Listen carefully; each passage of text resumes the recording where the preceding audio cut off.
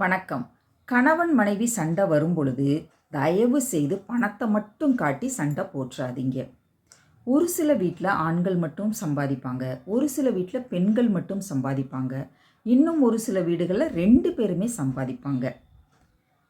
நான் தானே சம்பாதிக்கிறேன், நீ வீட்டில் சும்மா தானே இருக்க, வீட்டில் சும்மா தானே வெட்டி பொழுத போக்கிக்கிட்டு இருக்க, நான் உன்னை விட அதிகமாக சம்பாதிக்கிறேன், நீ இல்லாமல் என்னால் இருக்க முடியும், ஆனால் நான் இல்லாமல் தான் உன்னால் இருக்கவே முடியாது அப்படின்னு மட்டும் தயவு செய்து சொல்லிடாதீங்க. இன்னைக்கு இருக்கிற நிலைமை நாளைக்கு இருக்குமா இல்லையான்னு தெரியாது.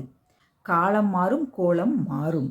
ஆனால் உங்களுக்கு உங்களுடைய வாழ்க்கை துணை இல்லைன்னா நீங்கள் 0. அதை மட்டும் புரிஞ்சுக்கோங்க. இப்போ கல்யாணம் பண்ணலை, வாழ்க்கை துணை இறந்து போயிட்டாங்க அப்படின்னா அது வேற.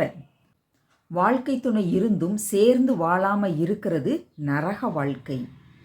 இன்னைக்கு வாலிப முறுக்கில் உங்களுக்கு பெருசாக தெரியாமல் இருக்கலாம், ஆனால் நாளைக்கு, அதாவது வயசான பிறகு, உங்களுடைய கை கால் சோர்ந்து போன பிறகு, அப்போ தான் உங்களுடைய வாழ்க்கை துணையின் அருமை புரியும்.